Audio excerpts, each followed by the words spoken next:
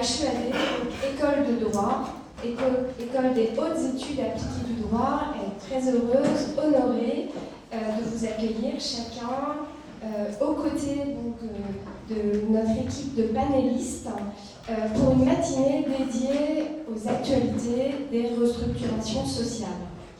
Donc, nous sommes honorés d'accueillir le cabinet Fils Fischer, représenté ce matin par maître Laurence Dumur-Lambert, de droite à gauche, en charge du département droit social au sein du cabinet Fils Fischer, maître Julia Mohamed, associée au sein du même cabinet dans le département de droit social, géographiquement monsieur Patrick Thaler, qui est directeur associé au sein de Sémaphore, et plus exactement actif dans le département transformation.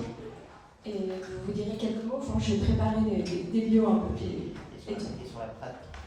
et sur la practice réindustrialisation. Merci. Et monsieur Éric Marie, également directeur associé grand compte au sein de Sémaphore, qui se présentera également dans le cadre de la matinée.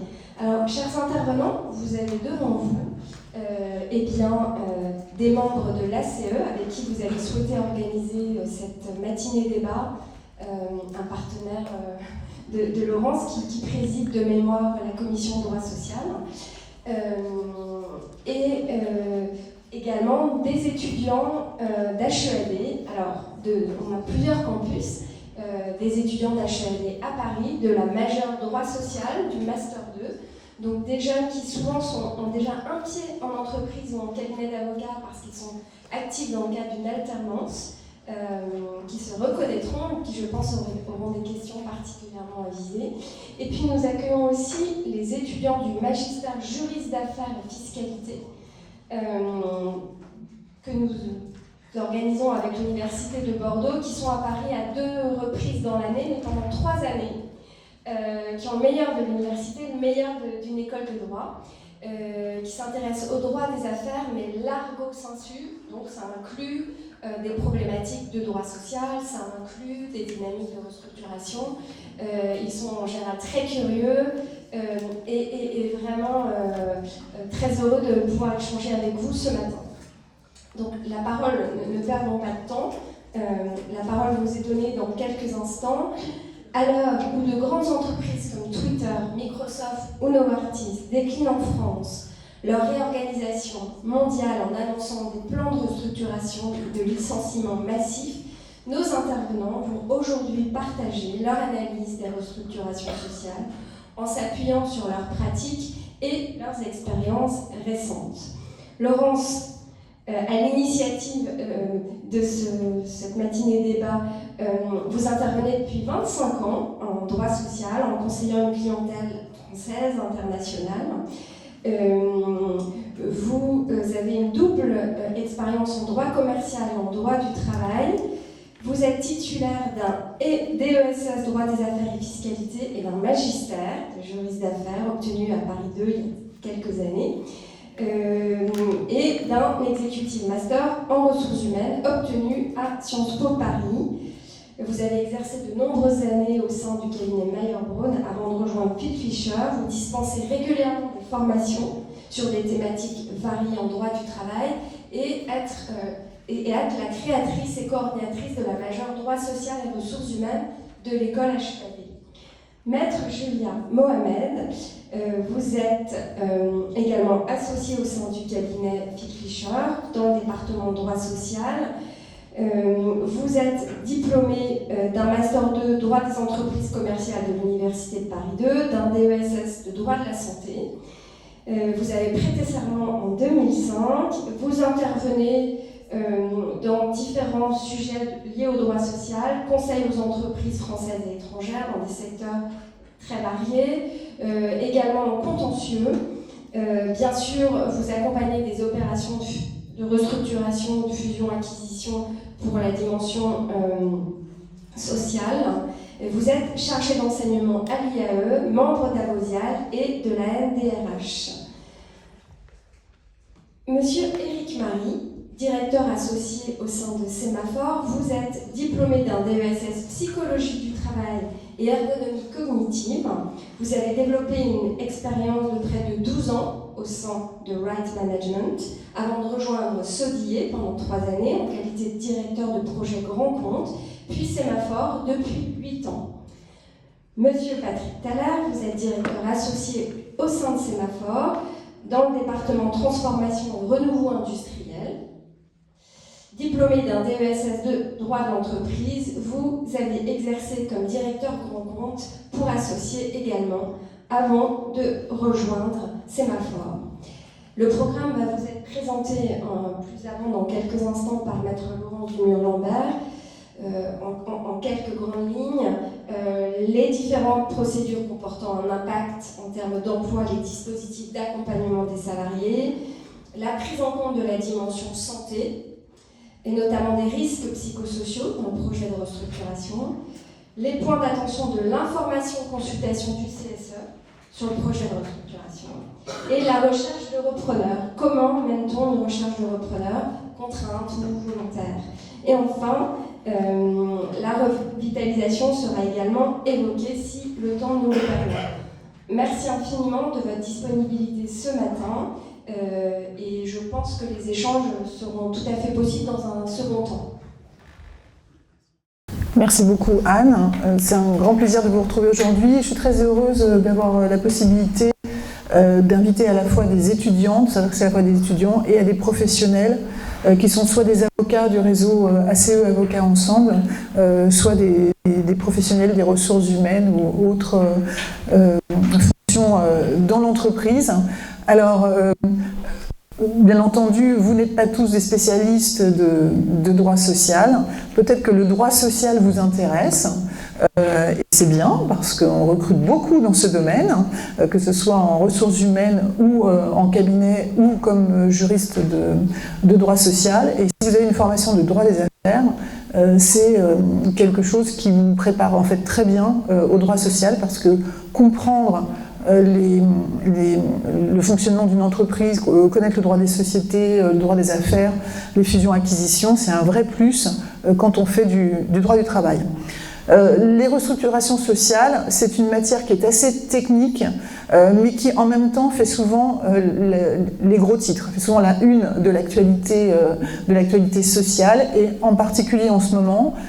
Ça nous ramène d'ailleurs à il y a quelques années en arrière, dans les années 2008-2009, grosse crise financière qui avait mené à de nombreux licenciements, des centaines de licenciements, avec parfois des occupations d'usines, avec beaucoup de grogne sociale, forcément. Hein, quand vous êtes ouvrier et que vous perdez votre emploi dans un bassin qui est déjà assez sinistré, avec un mouvement de désindustrialisation, c'est pas du tout évident à vivre pour les personnes qui sont visées par ces restructurations. Ce n'est pas facile non plus pour les entreprises de faire des restructurations. Je pense que personne ne fait une restructuration sociale de bon cœur en se disant « chouette, je vais faire une restructuration sociale ». Ce sont des périodes difficiles pour les entreprises. Heureusement, aujourd'hui, par rapport à ces années 2008-2009, on a un certain nombre d'outils qui sont venus et qui sont nés d'ailleurs de toute une réforme qui s'est déroulée en parallèle sur la négociation collective, qui permettent de négocier aussi avec les syndicats, de discuter avec les comités sociaux et économiques,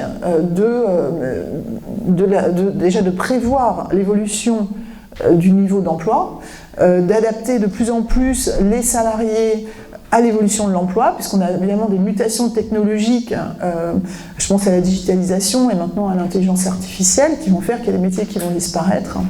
Voilà, donc dans le contexte actuel, on a à la fois des difficultés financières, économiques, et aussi des difficultés, des enjeux de transformation des activités, etc. Donc c'est pour ça que les restructurations sociales, c'est un élément extrêmement important dans la vie des entreprises. Je pense qu'il n'y a pas une entreprise qui, à un moment donné, ne va pas avoir forcément un passage, que ce soit par une restructuration sociale, que ce soit un licenciement économique sec en cas de très grosses difficultés, sans possibilité de reclasser énormément de monde, soit plutôt la transformation des emplois et l'accompagnement de la transformation des emplois. Voilà, donc sans plus tarder, je vais passer la parole à Julia qui va vous présenter les différentes procédures et dispositifs d'accompagnement et de façon interactive avec Eric et Patrick. Oui, bonjour à tous. Merci d'être présents pour cette matinale. Je vais évoquer dans un premier temps donc, les différents dispositifs de réduction d'effectifs pour une entreprise. Il y en a beaucoup. Moi, je vais vous donner plutôt l'aspect juridique. Eric et Patrick, après, interviendront sur l'aspect opérationnel sur le terrain, puisqu'ils ont plutôt l'accompagnement aux côtés des dirigeants des aspects opérationnels. Alors, sur l'aspect juridique, on a 5 grands dispositifs de réduction des effectifs aujourd'hui. Peut-être, Anne, on peut passer le tableau. On a préparé un tableau parce qu'effectivement, il n'est pas évident de se repérer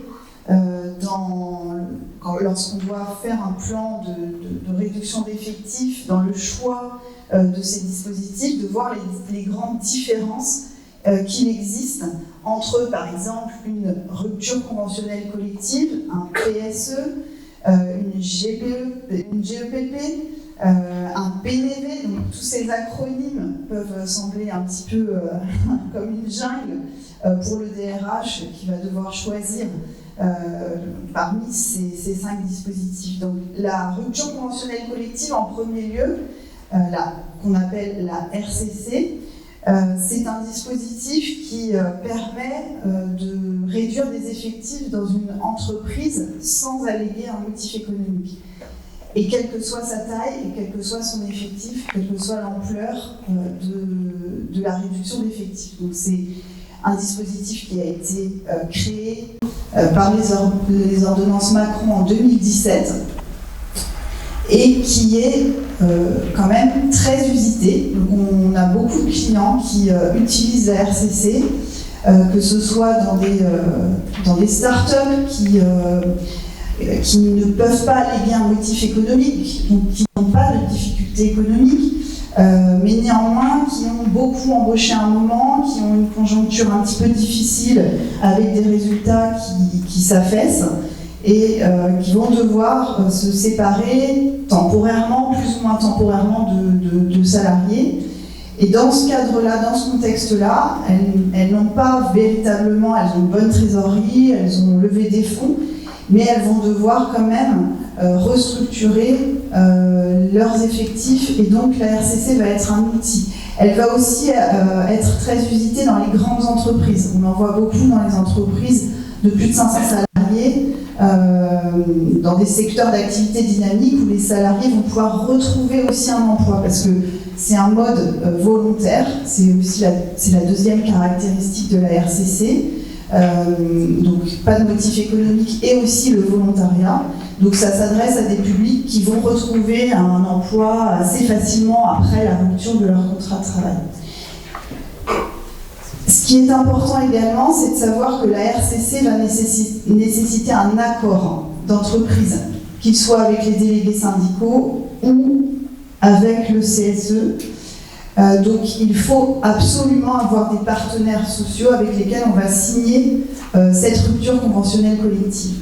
Par opposition avec le PSE ou le PDV. PDV étant le plan de départ volontaire. Donc il est très très proche de la RCC. Le plan de départ volontaire, c'est un dispositif qui n'est pas codifié, qui est jurisprudentiel, qui est autorisé par la jurisprudence, qui permet aussi à des salariés de partir dans le cadre du volontariat, donc à l'instar de la RCC. Mais le plan de départ volontaire exige, c'est la grande différence, un motif économique. Donc il est obligatoire pour l'entreprise d'avoir soit des difficultés économiques, soit une nécessité de se réorganiser pour sauvegarder la compétitivité de l'entreprise ou du groupe, soit d'avoir des mutations technologiques, ou de fermer un site dans certaines conditions pour utiliser le plan de départ volontaire. Il y a une jurisprudence très récente, du 21 mars 2023, du Conseil d'État, qui a précisé sur la RCC, donc sur la rupture conventionnelle collective, qu'elle ne pouvait pas être utilisée dans le cadre d'une fermeture. Donc c'est important aussi à savoir, la RCC, contrairement au plan de départ volontaire, ne peut pas être utilisée en cas de fermeture de site. C'est assez évident parce qu'on ne peut pas demander aux salariés d'être volontaires si assurément leur poste va être supprimé dans le cadre d'une fermeture. En revanche, le Conseil d'État, dans cette même décision, a ouvert la porte à ce qu'il y ait un PDV qui puisse être mis en place, puisque le PDV en fait peut être suivi après d'un PSE, donc d'un dispositif de départ contraint. Le PSE, le plan de sauvegarde de l'emploi, lui, se distingue de la RCC et du PDV par le fait que en fait, l'employeur va pouvoir imposer les départs de nature économique aux salariés par le biais de licenciements économiques. Donc, le PSE, lui, est un dispositif contraint. Il va être appliqué dans les entreprises de plus de 50 salariés, évidemment, avec plus de 10 licenciements économiques. Et le plan de sauvegarde de l'emploi, lui, va être soit négocié avec les délégués syndicaux, soit en document unilatéral, donc unilatéralement décidé par l'employeur. Il va y avoir une phase d'autorisation, de validation par la DRIETS. La DRIETS étant l'administration du travail qui va contrôler les restructurations dans tous les dispositifs, sauf pour la GEPP. Pour la RCC, donc, il y a une procédure de contrôle. Pour les PDV mixtes et les PSE, il va aussi avoir cette procédure de contrôle. La GEPP, si on peut faire un petit focus, Patrick et Eric, je pense que vous aurez un regard et un retour d'expérience sur la GEPP intéressant. S'adresse aux plutôt grandes entreprises puisqu'elle se négocie avec les partenaires sociaux. La GEPP permet des mobilités externes, des départs en l'absence de motifs économiques. Donc ça, c'est aussi intéressant et ça peut permettre d'avoir une négociation avec les partenaires sociaux de départ et là également volontaire par le biais de congés mobilité. Mais peut-être Eric et Patrick, je vous laisse la parole sur ces aspects-là. Alors oui, merci Julia. Alors vous l'avez bien dit, hein, on a vraiment des PSE, des restructurations qui concernent des départs contraints. Mais je voudrais revenir un petit peu sur la RCC, la rupture conventionnelle collective. Je dirais, puisque l'on aborde la GEPP. Alors pourquoi ? Parce qu'en fait, ce que l'on observe avec Eric, lorsque on intervient, notamment au moment où les directions d'entreprises ou de grandes organisations se posent la question du véhicule juridique, ce que l'on observe, c'est que dès lors qu'on a un sujet compétence dans les entreprises, on va être plutôt, dans les entreprises qui se portent bien, par ailleurs, on va être plutôt sur des dispositifs de RCC, on va être plutôt sur des dispositifs de GEPP, qui, comme vous le disiez à juste titre, n'entraînent pas des départs contraints, mais laissent ouverts ce que j'appellerais des guichets au départ. C'est notamment le cas pour la RCC, au regard de ce que l'on appellera une cible organisationnelle à 2, 3, 4, 5 ans, qui représente une organisation qui n'est pas du tout celle qui existe aujourd'hui. C'est par exemple l'exemple des banques, hein, où on a un grand mouvement, banque, assurance, on a un grand mouvement de digitalisation, vous l'aviez indiqué également au début de vos propos, qui font appel à des compétences qui ne sont pas celles des salariés qui sont souvent dans ces entreprises depuis 25 ou 30 ans. Et donc, la RCC et la GEPP, pour la gestion prévisionnelle des emplois et des compétences, permettent de modifier l'organisation en laissant partir avec des indemnités substantielles la plupart du temps, des personnes dont les compétences ne correspondent plus à la cible organisationnelle et aux attentes de l'entreprise à une échéance de 2, 3, 4, 5 ans. Donc, nous, notre expérience, c'est vraiment celle-ci. C'est finalement, on va considérer que les dispositifs RCC et GEPP sont plutôt réservés aux entreprises qui peuvent se le permettre et qui surtout anticipent le plus, contrairement au plan, au départ contraint que vous évoquiez, notamment le plan de sauvegarde de l'emploi. Je ne sais pas si Eric, tu veux ajouter quelque chose, notamment sur peut-être le congé de mobilité. On en parlera après. On en parle après. Si je peux rajouter juste une chose au niveau juridique sur l'ensemble de ces dispositifs, il n'y a pas de possibilité de contester un départ après devant un conseil de prud'homme pour un salarié qui serait parti dans le cadre d'une RCC. C'est la même chose dans le cadre d'un plan de départ volontaire, enfin, c'est l'état actuel de la jurisprudence. En revanche, il y a des possibilités de contentieux dans le cadre des plans de sauvegarde de l'emploi, donc des licenciements économiques contraints. Donc ça, c'est aussi une des grandes différences pour l'entreprise, de savoir qu'il peut y avoir une vague de contentieux derrière un PSE, alors que l'outil de la RCC est beaucoup plus sécurisé. Et on peut peut-être rajouter que s'agissant des contentieux sur les PSE, pour les étudiants, vous sachez, ce sont des contentieux qui sont très très lourds pour l'entreprise. Et juste une petite précision au niveau de la compétence sur les contentieux, c'est que tout ce qui va être volet élaboration du plan de sauvegarde de l'emploi, comme c'est vu en lien avec l'administration du travail, il y a une compétence exclusive du trait administratif sur la validité du PSE. D'accord ? Donc vous avez, au début de l'élaboration du PSE, vous avez validation ou homologation de votre PSE, et vous allez avoir éventuellement des contestations, des salariés qui vont être portés devant l'administration du travail et surtout le tribunal administratif, éventuellement la cour d'appel administrative et le Conseil d'État, avec une procédure qui est accélérée pour pas que ça dure trop longtemps, mais qui prend quand même du temps. Et puis ensuite, tout ce qui va être contestation du motif économique, contestation du reclassement, ça va revenir au juge, au pôle, on va dire judiciaire, mais en fait au Conseil de prud'homme. Donc, on a deux types de contentieux. Par exemple, quand on a en plus des salariés protégés qui ont été licenciés pour lesquels il faut une autorisation de licenciement, vous allez avoir peut-être un premier volet de contestation du PSE. Vous allez corriger votre copie souvent parce que c'est comme ça qu'on s'en sort. Vous allez refaire un PSE qui va être validé et cette fois-ci pas contesté. Et par ailleurs, vous allez devoir demander les autorisations de licenciement des salariés qui sont dans le plan de licenciement. Et vous allez avoir aussi des contentieux sur le motif économique. Je conteste, moi salarié, je conteste le fait que vous avez donné des chiffres dans l'aide de licenciement. J'estime que ce ne sont pas les bons, j'estime que ce n'est pas vrai, j'estime qu'en fait que c'est juste pour faire plus de profit et pas pour aller combler des difficultés financières ou ou alors par exemple il n'y a pas de menace sur la sauvegarde de la compétitivité. Donc ce sont des contentieux qui peuvent durer très longtemps. Qui peuvent durer 10 ans. J'ai accompagné des plans de licenciement que j'ai commencé en 2008. Alors à l'époque, on n'avait pas les délais fixes pour la consultation du CSE, donc une consultation de CSE pouvait durer 1 an. Dans l'affaire Molex, ça avait duré 1 an. Ça a duré en général 4 mois. Ensuite, on avait toutes les contestations devant le tribunal administratif pour les salariés protégés, contestation d'autorisation de licenciement, et puis conseil de prud'homme, cour d'appel, chambre sociale, cour de cassation, renvoi, etc. Donc 10 ans avec peut-être 200, 300 salariés.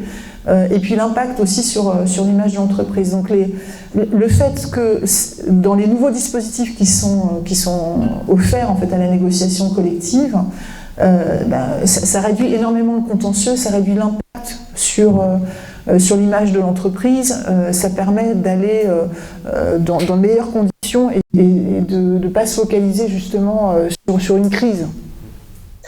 Peut-être juste un mot, Laurence, je rebondis sur ce que vous évoquiez en matière de négociation. On a depuis 2017, finalement, une ouverture beaucoup plus large qu'avant sur les dispositifs qu'évoquait Julia. Et puis, il y a un élément nouveau avec ce qu'on a coutume d'appeler la boîte à outils Macron, qui est sortie des ordonnances de 2017. C'est un petit peu le retour en force des organisations syndicales, notamment majoritaires.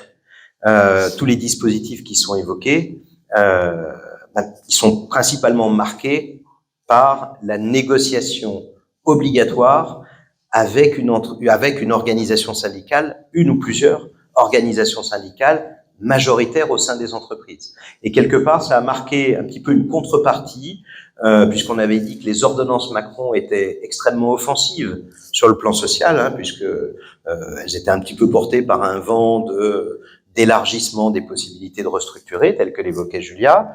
Mais il faut bien voir que la contrepartie, qui a posé question au début sur l'acceptabilité sociale, mais la contrepartie de cette ouverture, je dirais un petit peu libérale, en matière de restructuration, était la nécessité pour les directions d'entreprise de trouver en interlocuteur une ou plusieurs organisations syndicales qui acceptent de signer, et c'est pas neutre, parce que c'est signé, si par exemple on parle de rupture conventionnelle collective, un plan qui prévoit le départ de plusieurs centaines de personnes de l'entreprise. Et quand on considère, quand on connaît effectivement un petit peu les positions, je dirais parfois de principe, de certaines centrales syndicales, c'est une sacrée entorse sur le principe quand on leur demande de signer, d'être d'accord concrètement sur une ouverture au départ, un guichet de départ volontaire. Alors bien naturellement, il y a des contreparties,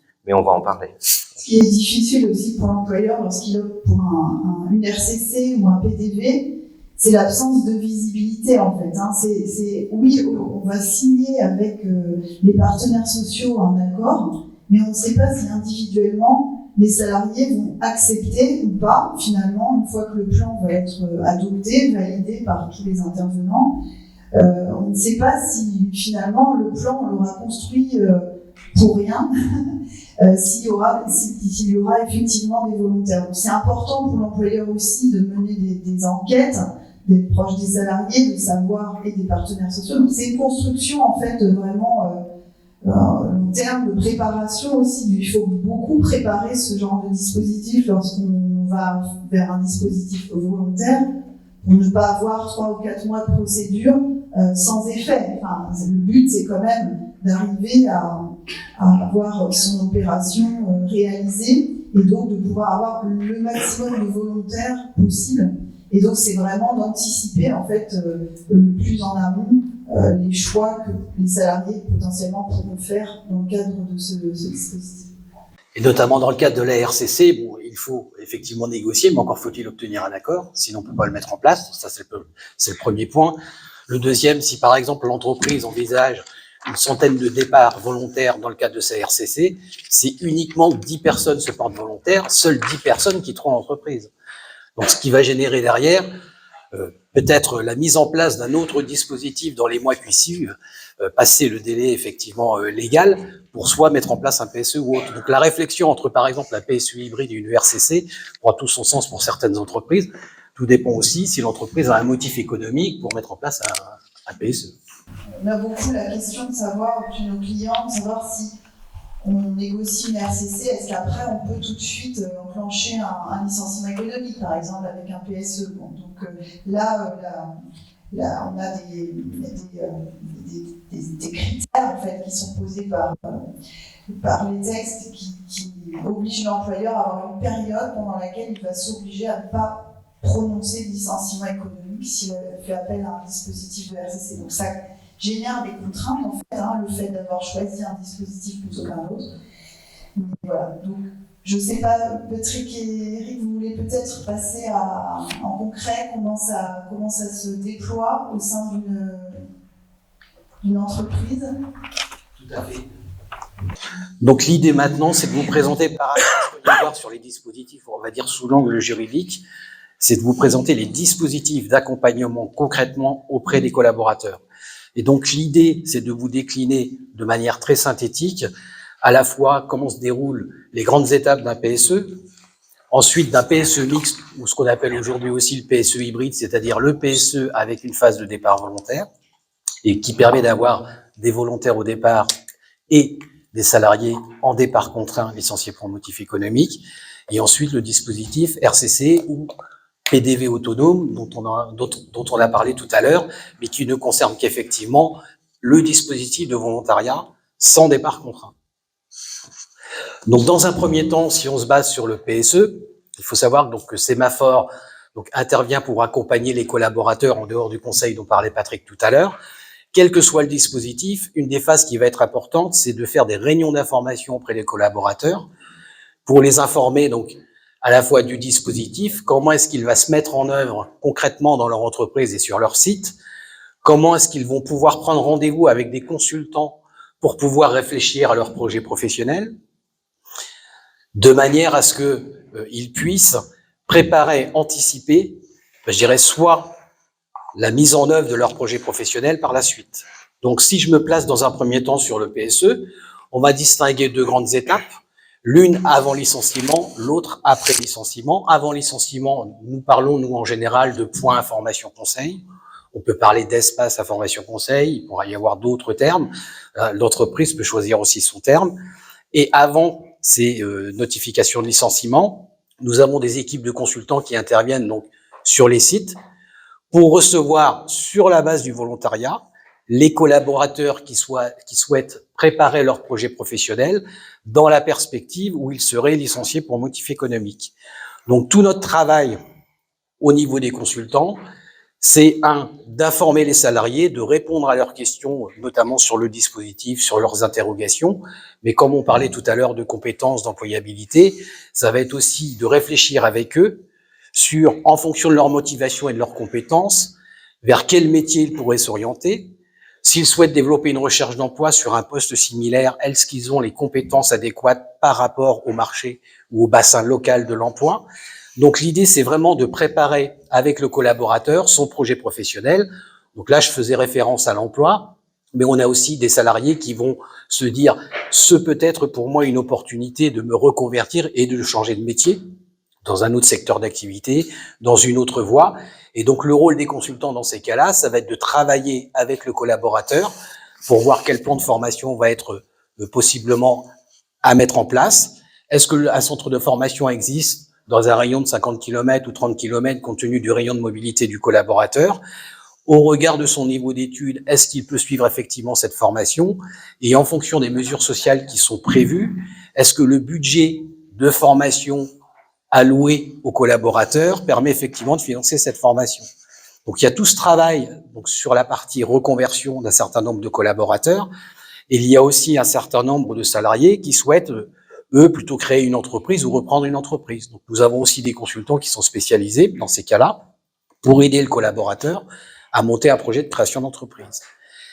Et en fonction de la population, selon les mesures qui sont prévues, il peut aussi y avoir un certain nombre de salariés qui peuvent partir en retraite, ou sinon le dispositif prévoit l'équivalent d'un dispositif de pré-retraite ou de projet de fin de carrière.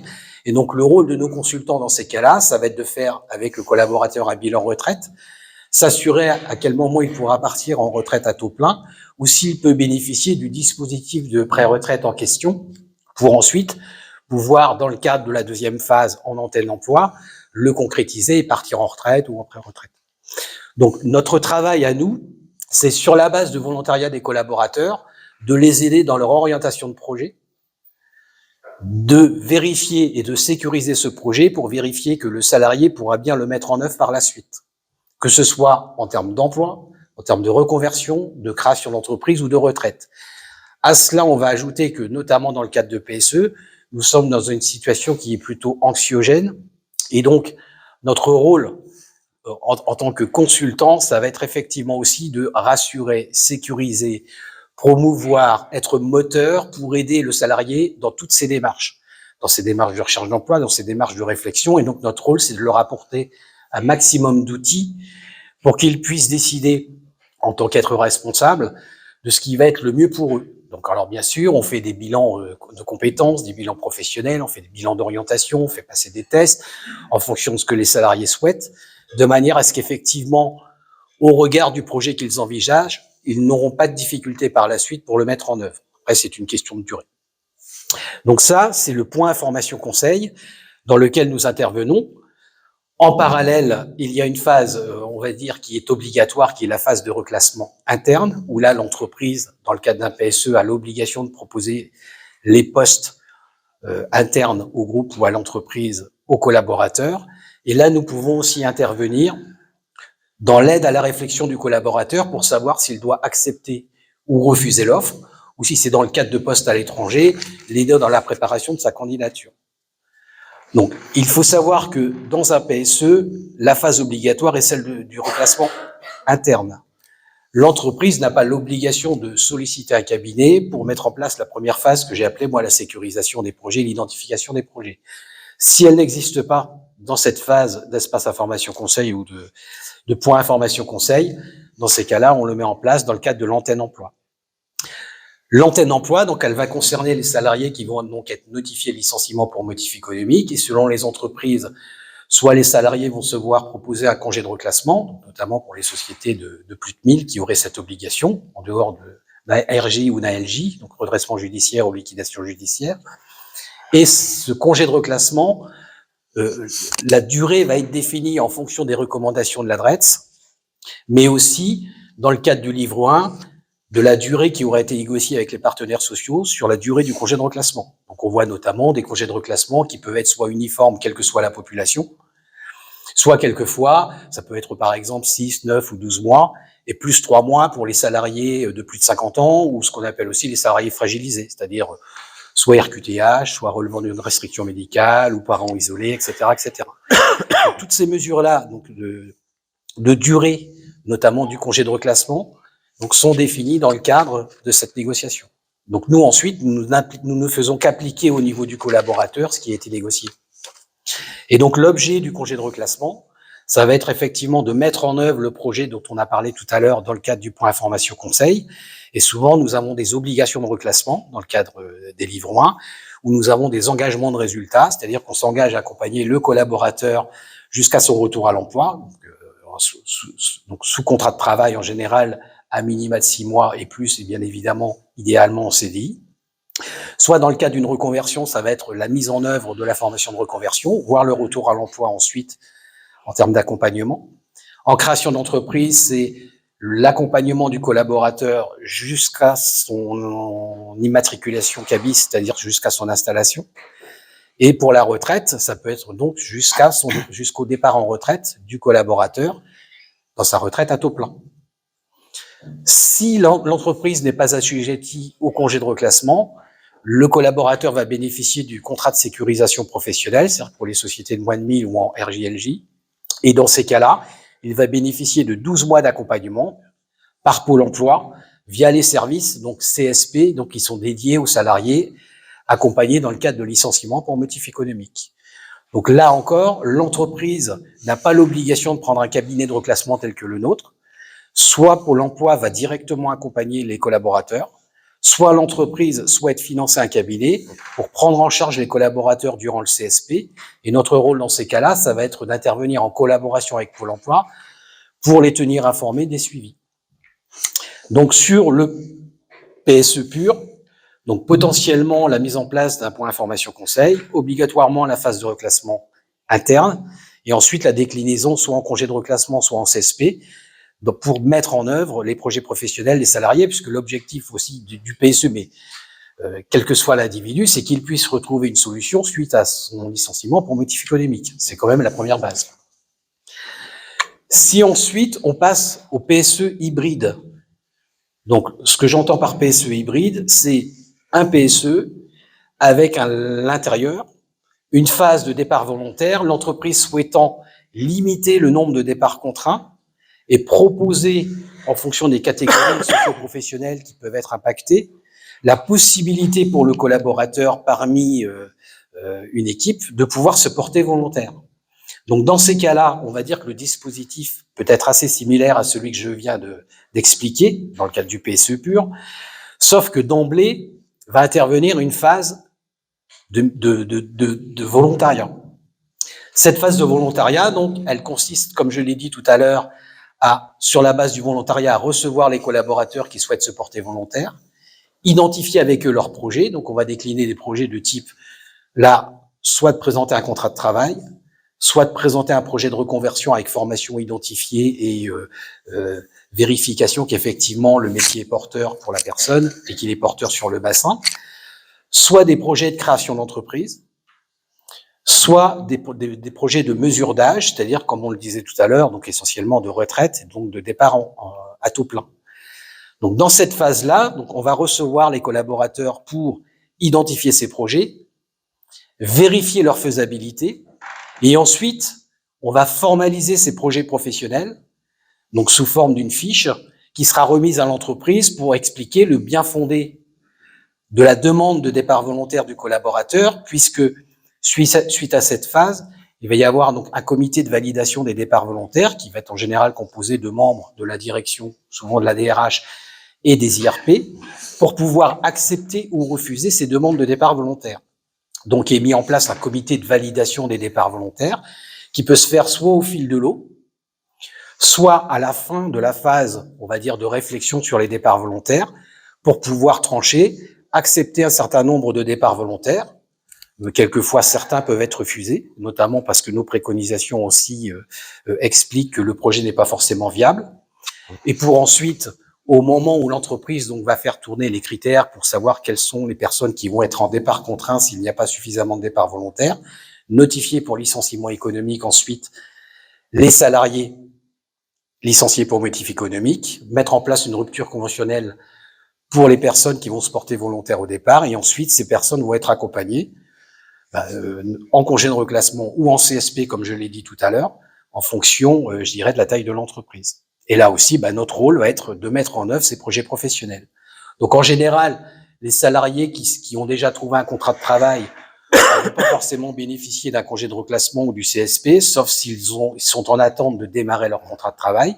Par contre, pour les projets de reconversion ou les projets de création d'entreprise et de retraite, on va les accompagner, puisqu'il y a toujours un laps de temps avant la mise en œuvre d'un projet de formation, avant l'installation du créateur, parce qu'il y a un certain nombre de projets à mettre en place.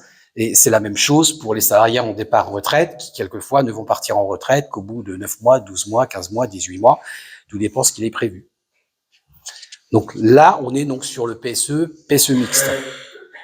Les durées en général du point information conseil en PSE, si je devais faire un benchmark, en général sur un PSE, on va intervenir dès le démarrage, après l'accord du CSE, lors de la procédure d'information consultation, jusqu'au moment effectivement de la fin de la phase de reclassement interne. Donc en général, il se passe entre 2, 3 et 4 mois, tout dépend de la durée de la procédure d'information consultation, qui peut être de 2 mois, 3 mois ou 4 mois en fonction du nombre de licenciements envisagés. Et si on est sur une phase de départ volontaire dans le cadre d'un PSE hybride, on va être à peu près sur les mêmes durées, sauf si les entreprises souhaitent fortement faciliter les départs volontaires. Donc dans ces cas-là, on peut avoir une phase de réflexion qui peut être de 3 ou 4 mois, donc qui peut être un peu plus importante. Tout dépend effectivement de ce que veulent mettre en place les entreprises et quel objectif les entreprises se donnent dans le cadre des phases de départ volontaire. C'est très, très complet. Sur la partie RCC, on va dire que c'est le même principe que le PSE hybride, sauf que en dehors de l'espace volontariat qui remplace le point information conseil, puisque là, il n'y a pas de départ contraint, c'est uniquement les salariés qui se portent volontaires.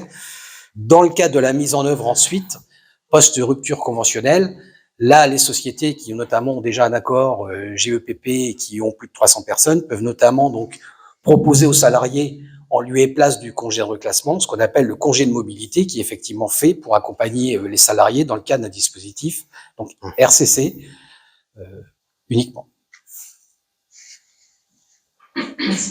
Est-ce que, juste une question, Laurence, est-ce que certains ou certaines ont vu le film avec George Clooney, In the Air? Vous l'avez vu? Je vous conseille de le regarder.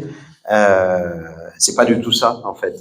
On est vraiment sur une spécificité franco-française. L'accompagnement tel que l'a décrit Eric, c'est vraiment un accompagnement qui est, on va dire, un dispositif franco-français qui repose sur la négociation collective, qui est de grande ampleur, et dans la plupart des autres pays, on va trouver ce qu'on appelle l'outplacement individuel, c'est-à-dire une prestation RH plus ou moins intense qui va conduire à quelques heures passées avec un consultant dans le but de tenter le repositionnement professionnel du salarié. Mais là, on est vraiment sur des choses très négociées avec un déploiement lourd de moyens et qui, d'ailleurs, concentre beaucoup d'attention des avocats.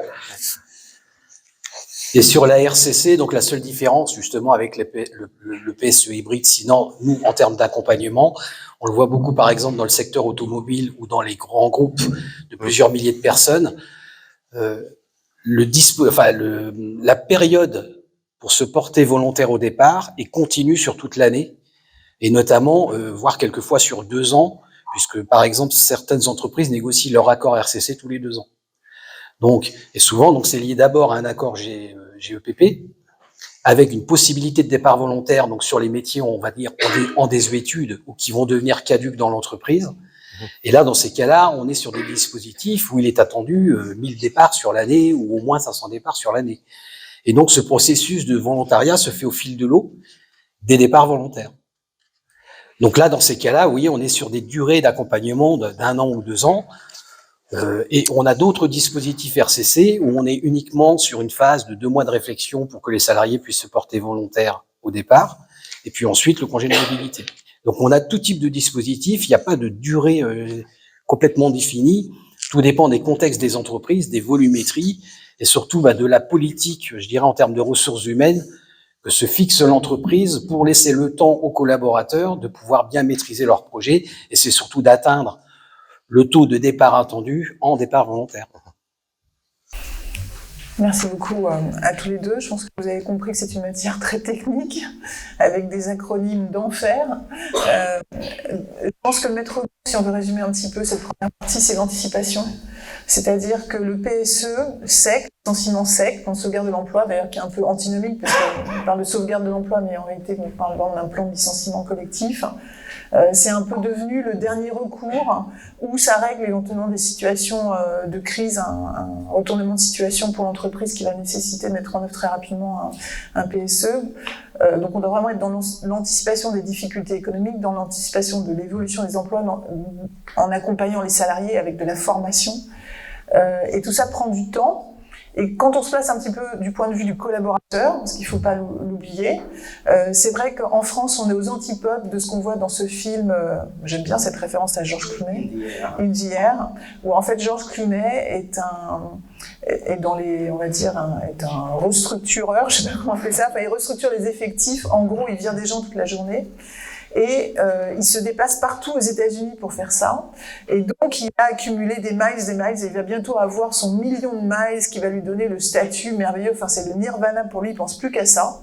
Et son job, on le voit au début, son job, c'est absolument abominable. Il arrive dans des petites villes américaines, une petite usine ou autre, il convoque les gens un par un. Alors d'ailleurs, il a avec lui, je crois, genre une bouteille d'eau pour la personne et un paquet de Kleenex. Et en gros, en 10 minutes, la personne est virée. On lui dit, bah voilà, machin, écoute, c'est formidable, t'as fait 30 ans de maison et tout, c'est super, mais on ferme. Donc, au revoir. Et ben, tu prends tes petites affaires et t'as une boîte en carton et tu repars avec. C'est à peine caricatural par rapport à ce qui peut se passer dans des pays comme les États-Unis. Donc c'est pour vous montrer à quel point en France, on a quand même la chance d'avoir des dispositifs d'accompagnement. Et quand on parle d'anticipation, donc c'est aussi l'anticipation par rapport à l'équipe de juristes, soit interne, enfin, toute cette équipe qui va être composée de la direction de l'entreprise, des avocats, mais aussi de personnes qui vont accompagner, comme le cabinet Sémaphore, c'est de bien choisir son partenaire pour l'accompagnement, parce que vous allez bâtir par exemple un plan de sauvegarde de l'emploi, vous allez mettre des mesures dedans, vous allez prévoir des indemnités, vous allez prévoir des aides à la création d'entreprises, des congés de reclassement, des propositions d'offres d'emploi, etc. Il faut bien les calibrer, il faut qu'ensuite, j'allais dire, que ça soit vraiment parfaitement en symbiose avec le cabinet de reclassement qui va accompagner les salariés, parce que sinon on peut se trouver dans une situation où vous avez écrit quelque chose dans votre plan de sauvegarde de l'emploi, vous avez pris des engagements, et puis au final, dans votre négociation dans votre contrat avec le cabinet de reclassement, vous n'avez pas forcément bien calibré les deux. Moi, j'ai déjà vécu cette situation, jamais avec vous, heureusement, mais c'est comme ça aussi qu'on peut déboucher sur des contentieux. Et vous avez compris aussi qu'il y a un enjeu de communication, parce que quand vous êtes un salarié, vous voyez, nous sommes quasiment tous juristes dans la salle, nous trouvons ça complexe. D'accord ? Imaginez un salarié, on lui dit, il apprend par le CSE qu'il va y avoir un plan de sauvegarde dans l'entreprise, il va y avoir un plan de départ volontaire. C'est très compliqué à comprendre. Mais alors il dit, mais alors, je suis licencié, je ne suis pas licencié. Alors oui, bah, tu es dans une catégorie impactée, mais on ne peut pas savoir tout de suite si tu vas être licencié parce que ça va dépendre du nombre de volontaires pendant la phase de volontariat. Donc pour les salariés, c'est quand même, ça dure longtemps. La phase de consultation, ça peut durer jusqu'à 4 mois. Il y a la phase de validation par l'administration, donc va se reprendre 1 mois à peu près. Ensuite, éventuellement, l'employeur va vouloir attendre le délai de 2 mois pour que les recours soient purgés devant le temps de faire un recours devant le tribunal administratif. Donc ça peut prendre 8 mois entre le moment où vous avez appris, alors parfois dans la presse, le matin, en vous réveillant sur votre appli de l'actualité, vous apprenez que votre entreprise fait un PSE, d'accord, et donc c'est très perturbant. Et c'est donc très important d'avoir un point d'information conseil, de pouvoir comprendre, est-ce que je suis dans la catégorie impactée, est-ce que je peux me porter volontaire, est-ce que je ne peux pas me porter volontaire, et si je ne veux pas me porter volontaire, est-ce que je vais être licencié? Donc tout ça cause du stress, et ça me fait une super transition pour vous parler justement de cet aspect hyper important de préserver la santé des travailleurs, qui est une obligation fondamentale en droit social européen et français, qui n'est pas forcément dans d'autres pays comme les États-Unis, mais souvent quand on me demande d'expliquer à des anglo-saxons quelles sont les principales obligations d'un employeur français, je dis « duty of care », c'est-à-dire obligation de préserver la santé physique et mentale du travailleur. Et dans le cadre d'un plan de sauvegarde de l'emploi, par exemple, ou d'autres restructurations sociales, vous avez vraiment cette obligation et il faut le prévoir. Et si vous ne le prévoyez pas, eh bien, il peut vous arriver un certain nombre de maladies si vous êtes employeur. Oui, effectivement, un conseil qu'on donne à nos clients dès le début, dès le démarrage d'une restructuration, c'est de veiller à ce que la question santé soit traitée en anticipation dès l'élaboration du projet et jusqu'à la fin de la mesure de réorganisation. Donc ça, c'est très important d'avoir tout au long du projet ce souci de préserver la santé, d'avoir des mesures de prévention de la santé physique et mentale des salariés et d'avoir des mesures curatives si jamais des risques sont apparus et des situations de détresse sont apparues. Donc, ça doit faire tilt dans vos esprits si vous êtes en charge d'un tel projet, c'est-à-dire on va d'abord diagnostiquer, enfin faire une sorte de cartographie des risques pour la santé, la sécurité et les conditions de travail. Il n'y a pas que la santé mentale, il y a vraiment tous ces aspects-là. Donc d'essayer de faire une cartographie de l'entreprise pour savoir comment se portent les salariés déjà avant de leur annoncer ce projet de réorganisation. Quelles sont leurs caractéristiques socio-professionnelles, comment ils pourraient, absorber ce choc d'un plan de réorganisation qui va s'ouvrir dans l'entreprise, et donc de travailler en amont du projet sur ce volet-là.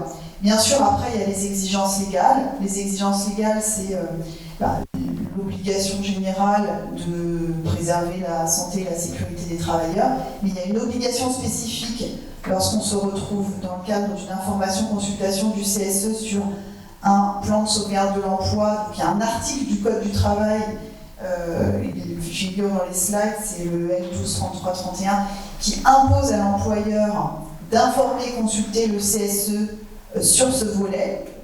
Que va faire l'entreprise en termes de prévention de la santé, de la sécurité des conditions de travail des salariés dans le cadre du projet de décision qu'elle prend de réorganiser ses effectifs. La jurisprudence très récente, et notamment 2 arrêts du Conseil d'État du 21 mars 2023 ont été rendus récemment dans une affaire L'Équipe et dans une affaire AFPA, qui annulent des plans de sauvegarde de l'emploi sur cette question spécifique de la santé, de la sécurité et de l'absence en fait d'un vice dans la procédure d'information, consultation à ce niveau-là, ou de l'absence tout court de mesures de prévention, et là en l'occurrence des risques psychosociaux dans le cadre de la réorganisation. Donc, c'est pour ça qu'il faut vraiment faire attention, parce que en fait, lorsqu'on a un contentieux avec les organisations syndicales ou avec un CSE sur une nullité de plan social, c'est toute la procédure qui tombe. C'est-à-dire que vous avez travaillé, vous avez fait votre information de consultation, vous avez débloqué des budgets, vous avez réussi à obtenir l'autorisation ou la validation par l'administration française de votre plan. Et en fait, dans le délai de 2 mois, quelqu'un va lever la main, va aller devant le tribunal administratif et va demander à ce que le plan de sauvegarde de l'emploi soit annulé. Et ce plan, s'il y a un vice au niveau santé, sécurité notamment, c'est quelque chose qui est très brandi par les organisations syndicales, les CSE, et qui trouve écho auprès des juridictions parce que les juges ont compris que subir une réorganisation, ça pouvait être très anxiogène, très stressant pour les salariés et ça pouvait mener à des conditions de travail délétères. Donc ça va être un biais qui va être très usité par les organisations syndicales pour essayer de faire tomber les plans de sauvegarde de l'emploi. Et la conséquence pour l'employeur, elle peut être terrible parce qu'on peut avoir une annulation, si on a prononcé les licenciements, une annulation de tous les licenciements. C'est-à-dire que la décision d'homologation du plan de sauvegarde de l'emploi va tomber, ce qui va entraîner une nullité de l'ensemble des licenciements qui auront été prononcés en exécution de cette décision initiale.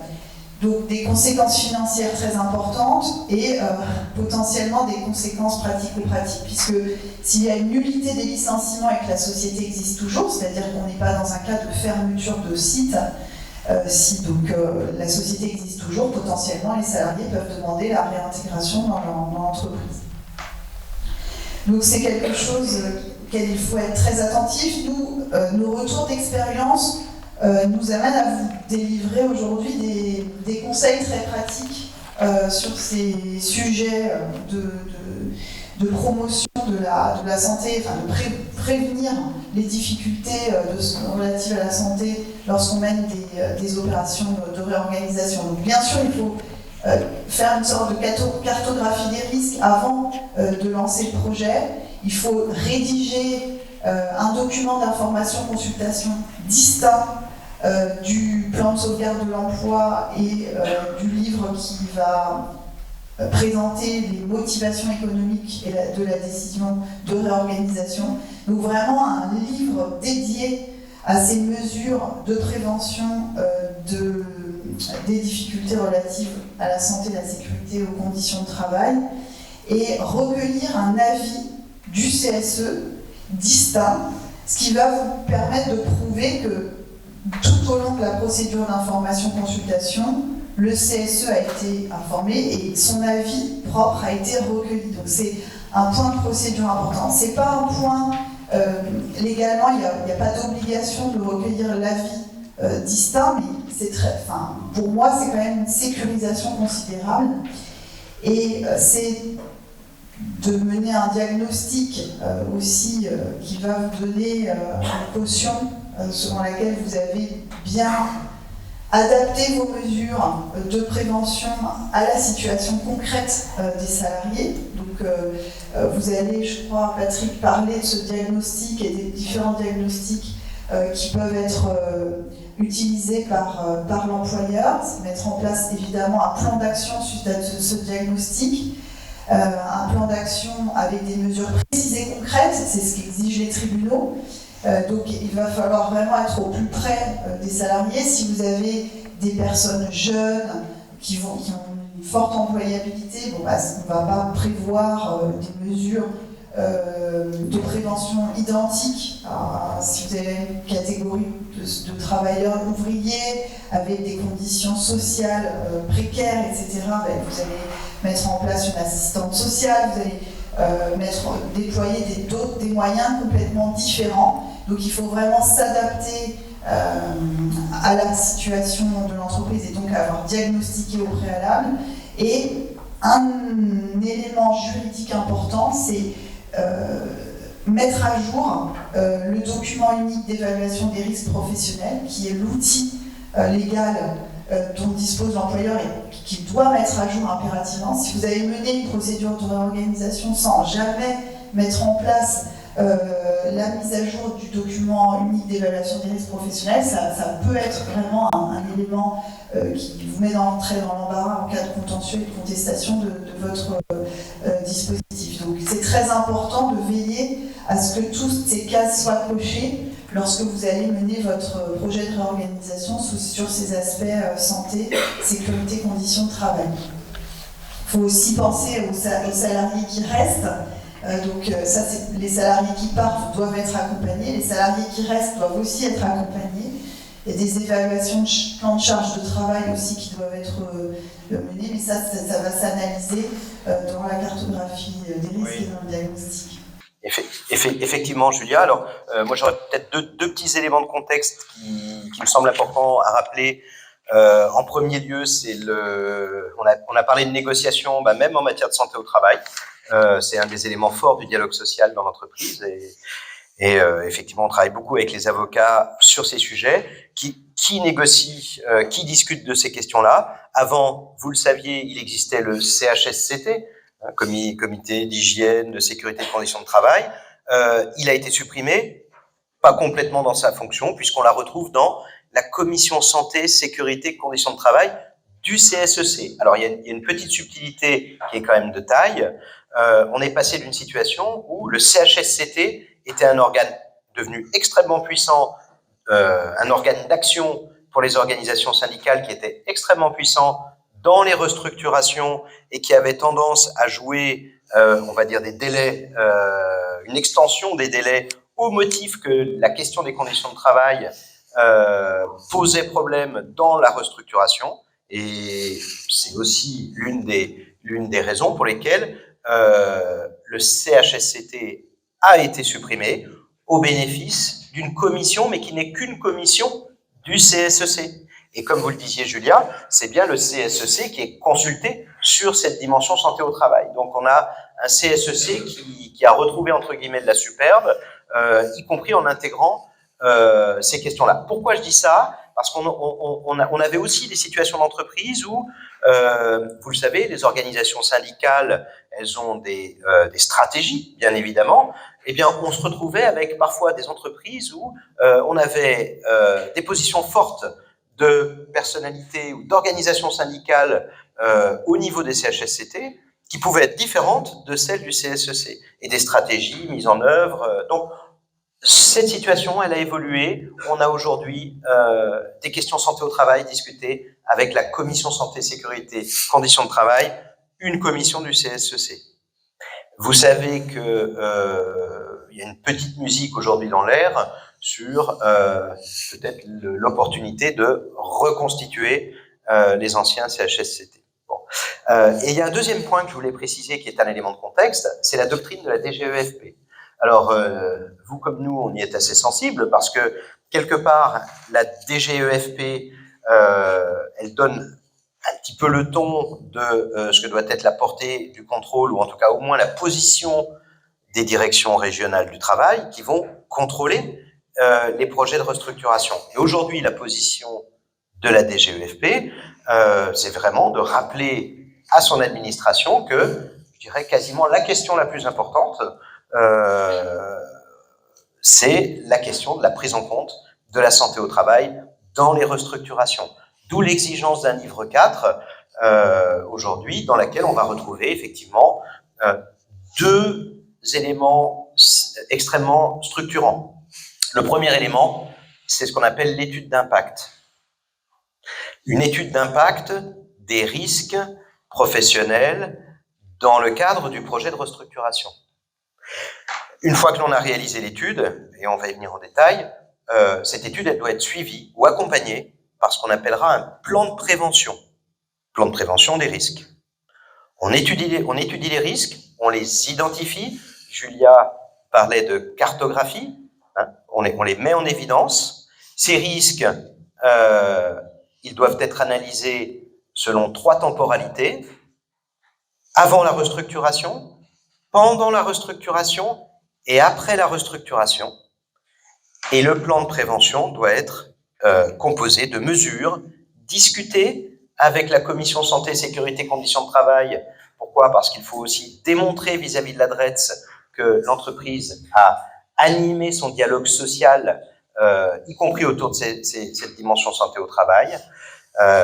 Et donc, on a vraiment ces deux éléments alors qui sont plus ou moins normés. parlons un petit peu de l'étude d'impact. L'étude d'impact, aujourd'hui, il y a plusieurs façons de le faire. Néanmoins, il faut bien une référence. Alors nous, la référence que l'on prend, c'est la référence qui est retenue par l'INRS. C'est ce qu'on appelle la méthode issue du rapport Golac, qui est un rapport de 2011, si ma mémoire est bonne, qui préconise, également, c'est la méthode reprise par l'ANACT, l'Agence nationale des conditions de travail, qui préconise d'aller regarder 6 facteurs de risque qui sont bien particuliers dans l'entreprise. Donc 6 facteurs de risque qui tiennent, alors je vais essayer de ne pas en oublier, qui tiennent au point suivant, les exigences au travail. Les exigences au travail, on voit bien ce que c'est. Un manager qui exige un objectif à son collaborateur, il va peut-être continuer à exiger cet objectif, y compris dans la période de restructuration, ou peut-être que dans le service, on a vocation à être de moins en moins nombreux avec le maintien de cet objectif-là. Vous voyez. Deuxième risque, les exigences émotionnelles. On peut se trouver dans des situations, Julia évoquait le fait d'une incertitude forte pour les collaborateurs. Est-ce qu'ils vont rester en poste? Est-ce que leurs conditions de travail vont changer? Là, on a ici des exigences émotionnelles qui vont peser sur le collaborateur. Le manque d'autonomie.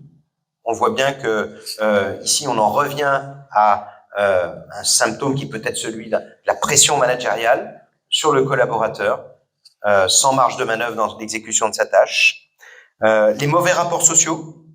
On va être souvent sur des situations où, et c'est très prégnant lorsque des populations sont concernées et pas d'autres par la restructuration, où les rapports sociaux sont dégradés au sein de l'entreprise. Enfin, des conflits de valeurs, je dirais, où, à un moment donné, l'entreprise ou l'organisation, on peut évoquer, par exemple, les obligations de résultat sur des fonctions régaliennes de la police, par exemple, la police nationale, qui est astreinte à, entre guillemets, faire du chiffre, alors que il faut encore faut-il trouver ces situations-là. Donc, on a 6 facteurs de risque qui vont être travaillés dans l'étude d'impact. L'étude d'impact, elle doit recenser les risques tels qu'ils existent avant, pendant et après la procédure. Avant, on voit bien ce que c'est. Aujourd'hui, on est dans une entreprise, tout fonctionne, il y a des risques, mais qui sont ceux du DERP. Pendant, je prends un exemple, vous êtes dans une entreprise qui comporte 2 sites de production. Un des 2 sites va fermer. L'ensemble de l'activité du site qui ferme va être transféré sur le 2e site. Et là, vous avez une période extrêmement intéressante à analyser, mais extrêmement sensible. Comment vont se passer ce qu'on appelle les transferts de charges?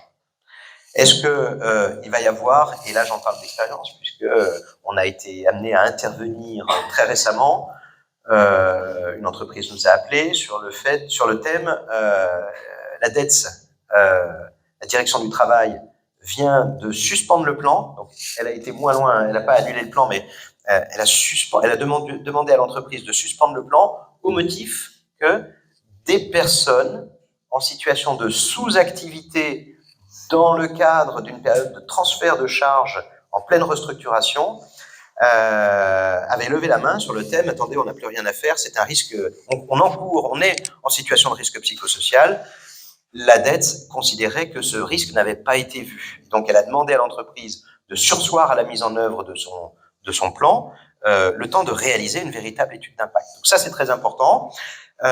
L'étude d'impact, elle doit également couvrir la situation post-restructuration. Et là, on aborde un point qui est essentiel, avec une question centrale. L'organisation cible a-t-elle la capacité d'absorber l'activité résiduelle? Donc, vous voyez, l'étude d'impact, elle peut aller assez loin. Derrière, il y a le plan de prévention.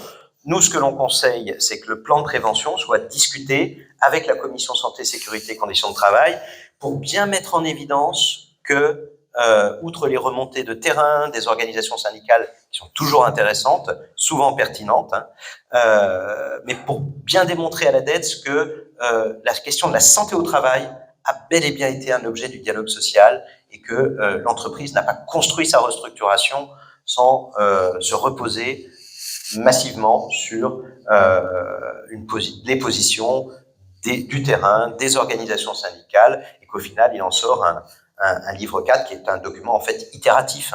Quand vous rentrez dans une restructuration, on ne vous demande pas d'être omniscient, on vous demande de produire un livre 4 de premier niveau qui va être enrichi par le dialogue social, et tel qu'il va sortir pour la dernière réunion de consultation, et là je me retourne vers Julia, le livre 4 doit être, lui, un document abouti dans lequel vous aurez fait des concessions.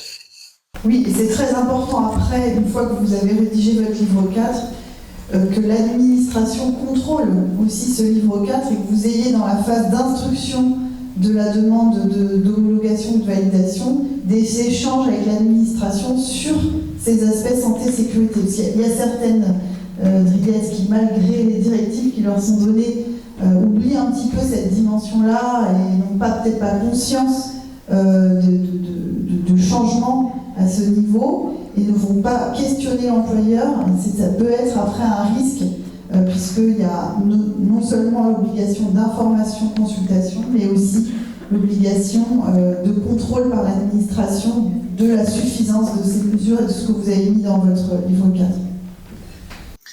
Et toujours dans ce cadre-là, si on se place sur le dispositif d'accompagnement comme tout à l'heure, donc notamment pour information, conseil et entrée d'emploi, pour justement anticiper ces risques psychosociaux, on propose systématiquement, nous, aux entreprises avec lesquelles nous travaillons, de former les managers, les RH, voire les IRP, justement, à la sensibilisation aux risques psychosociaux, de manière à ce que, dans des situations qui peuvent être tendues, ils soient en capacité d'identifier les signaux faibles qui permettraient de voir, par exemple, qu'un salarié s'isole de plus en plus, je dirais, n'a plus les mêmes réactions qu'avant.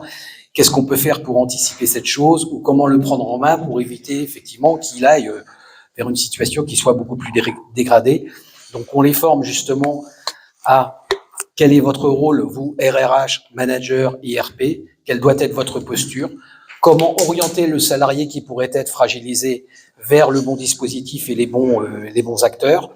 Et dans les gros dispositifs, il y a même des commissions de prévention des RPS avec ce qu'on appelle nous des lanceurs d'alerte, mais ce sont des référents RPS, un petit peu comme il y a des référents handicap ou diversité, de manière à ce que ceux-ci soient vigilants sur toutes les difficultés qui peuvent remonter de chaque service, de chaque site, et justement mettre en place ou actualiser ce plan de prévention qui était évoqué tout à l'heure dans le livre 4.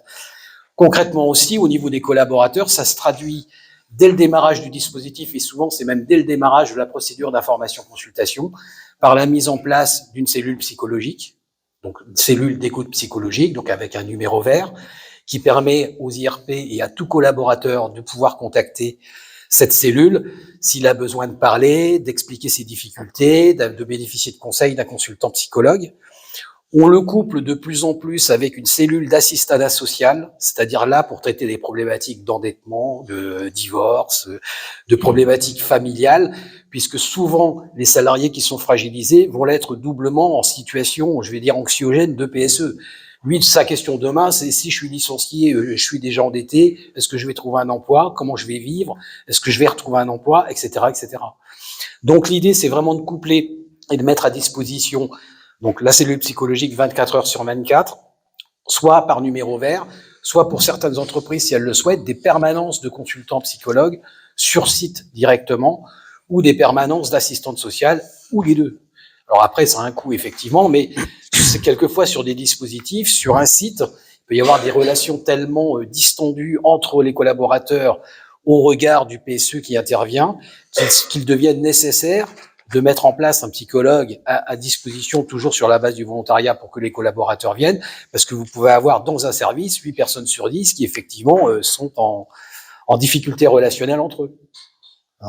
Donc ces dispositifs-là sont de nature à traiter effectivement les problématiques qui peuvent apparaître. Alors c'est un dispositif proposé, c'est pas forcément l'idéal, mais ça permet quelquefois d'atténuer les difficultés que peuvent rencontrer les collaborateurs, en couplant justement cette cellule d'écoute psychologique et l'assistanat social.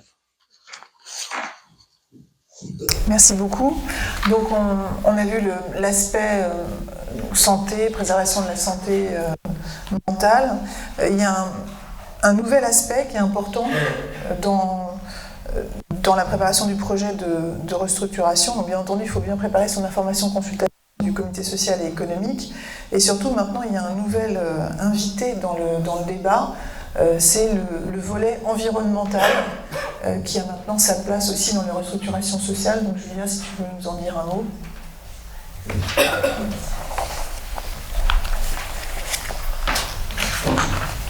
Oui, merci Laurence. Effectivement, la loi climat de 2021 a institué une nouvelle obligation d'information, consultation pour l'employeur qui est relative à l'impact environnemental des décisions qu'il va prendre. Et donc, l'employeur doit anticiper, analyser, puis informer, consulter le comité social et économique sur cet impact environnemental du projet.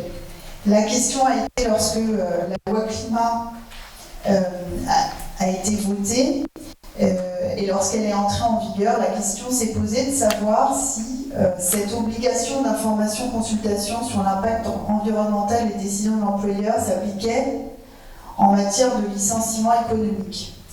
La question peut véritablement se poser, d'ailleurs la doctrine a été très opposée, il y a deux façons de voir les choses.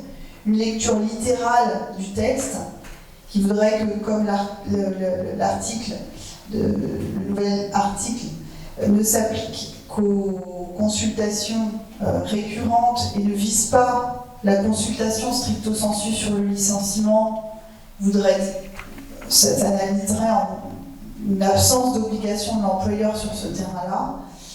Et au contraire, une doctrine qui dit, une partie de la doctrine qui dit, en fait, la consultation sur le licenciement économique n'est qu'un focus particulier, inclus plus globalement dans la consultation sur la marche générale de l'entreprise, et donc on doit forcément consulter, lorsqu'on opère un licenciement économique, consulter sur l'impact environnemental. Donc on n'a pas encore, malheureusement, de jurisprudence qui tranche précisément toutes les questions en fait, techniques et toutes les conséquences de cette loi climat. Nous avons eu dans un premier temps un jugement qui a été rendu par le tribunal administratif de Cergy-Pontoise, qui malheureusement n'a pas vraiment statué très clairement sur la question, qui a en fait le CSE contestait un plan de sauvegarde de l'emploi dans lequel l'employeur avait simplement dit il n'y a pas d'impact environnemental de notre projet qui, en l'occurrence, si ma mémoire est bonne, était une fermeture de site. Donc pas d'impact environnemental, disait l'employeur, du PSE. Donc le tribunal administratif saisi du sujet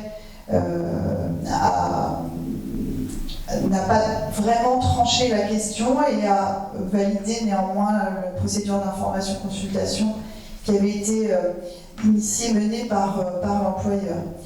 Une autre décision du tribunal administratif de Montreuil, là, tranche plus précisément le point et déboute le CSE. Pareil, il s'agissait d'un litige dans lequel nous étions, donc nous plaidions pour l'entreprise. Le CSE contestait le plan de sauvegarde de l'emploi au motif d'une absence de consultation environnementale sur un projet de fermeture. Là, en l'occurrence, l'employeur avait en plus opéré une analyse des bilans carbone, etc., engendrée par cette fermeture de site, puisqu'il s'agissait de transférer la logistique, de revoir les circuits logistiques d'approvisionnement de magasins en France. Donc il y avait un impact potentiel environnemental. L'employeur avait fourni des éléments, mais le CSE avait estimé qu'il n'y avait pas de consultation suffisante. Le tribunal administratif de Montreuil, alors il faut savoir que le juge administratif, lorsqu'il est saisi d'un litige, ne se tient qu'aux conclusions dont il est saisi. Et là, les conclusions du CSE disaient qu'il n'y a pas eu de consultation dans le cadre du PSE. Et dans le cadre du PSE, effectivement, le tribunal administratif de Montreuil a dit là, la consultation n'était pas obligatoire. faut pas donner plus de portée à ce jugement qu'il n'en a, puisqu'on ne sait toujours pas aujourd'hui, puisque dans le cadre de la consultation sur la marge générale de l'entreprise, il n'y a quand même pas trop de doute qu'on doive informer et consulter le CSE. Donc voilà, c'est des arrêts, des jugements, des décisions qu'il faut connaître, et donc il faut, lorsqu'on anticipe un projet, se poser la question de la question environnementale, de l'impact environnemental, des documents qui vont être fournis au CSE sur cette consultation environnementale.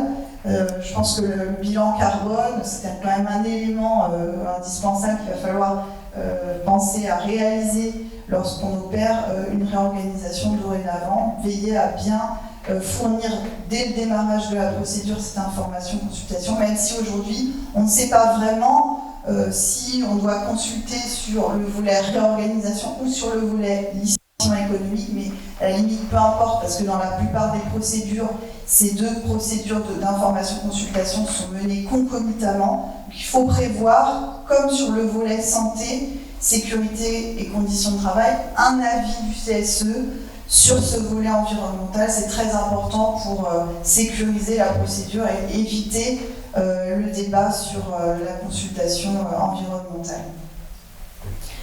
Il y a d'autres points d'attention que vous vouliez développer, Patrick? Non, sur le plan environnemental, vous avez raison de soulever la question parce que c'est un sujet qui monte. Néanmoins, nous, dans les restructurations que l'on observe, ce point n'est quasiment jamais abordé, hein, ne serait-ce que par la complexité de le faire. Hein. On travaille par exemple aujourd'hui pour une grande entreprise de répartition pharmaceutique qui ferme un certain nombre de sites pour en transférer l'activité dans d'autres sites. J'avoue que le calcul du bilan carbone, la modification de l'ensemble des tournées de livraison prendrait à minimum une année pour... C'est complexe. En fait, les entreprises sont très peu au fait de cette nouvelle dimension environnementale des consultations du CSE et se trouvent parfois un petit peu démunies. Alors, moins les activités industrielles, parce que les employeurs qui sont des activités industrielles ont tout à fait l'habitude de tout ce qui est contraintes environnementales. Donc ils ont déjà des documents, des outils en place. Quand vous êtes dans une activité de service, vous avez un petit peu moins l'habitude de tout ça et vous avez parfois besoin de vous appuyer sur des experts, surtout que maintenant les CSE vont pouvoir nommer des experts, on commence à nommer des experts dans le domaine. Donc il faut aussi que l'employeur soit dans l'anticipation, là encore, de ces aspects environnementaux et n'hésite pas à s'entourer de spécialistes sur le sujet, parce qu'un transfert d'activité, c'est forcément un impact environnemental. Et c'est pas parce qu'on va dans un immeuble plus neuf avec une meilleure climatisation, etc., que pour autant on n'a pas un impact environnemental. Il faut le décrire en tout cas, hein, même s'il est positif. Il faut le décrire. Et on a fait d'ailleurs une formation là-dessus à l'ACE. Je vois mon coprésident Guy Martinet qui est dans la salle et Véronique Turfanis-Emerson. On a fait une formation spécialement sur ce point-là avec une de nos associées qui est spécialiste de droit de l'environnement, et vous nous aviez mis en relation avec un expert du cabinet CECAFI qui fait partie du même groupe sur ces questions-là, et c'est absolument passionnant.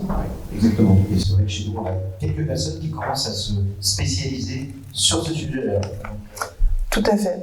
Donc, je voudrais qu'on parle en dernier point, puisque on est arrivé quasiment à la fin de notre intervention, sur la loi Florange. Donc, la loi Florange, c'est quoi l'histoire Florange? En fait, c'est une loi qui a été passée en réaction à une fermeture d'usine assez brutale, qui a mis fin en fait à la sidérurgie en Lorraine. C'était le groupe Mittal, ouais. Avec. Oui. C'était plus précisément la fermeture d'un haut fourneau. Oui, au fourneau. Ce qu'on appelle un crassier, je crois. Ouais, L'usine n'était même pas en jeu, c'était vraiment l'un des hauts fourneaux. Et le candidat Hollande, si vous me permettez de rebondir sur votre introduction, le candidat Hollande en 2012 s'était positionné avec assez de force, assez de vigueur, résolument contre les licenciements qu'il appelait les licenciements boursiers. Ça, c'est 2012. Il a été élu. En 2014 est sortie la loi.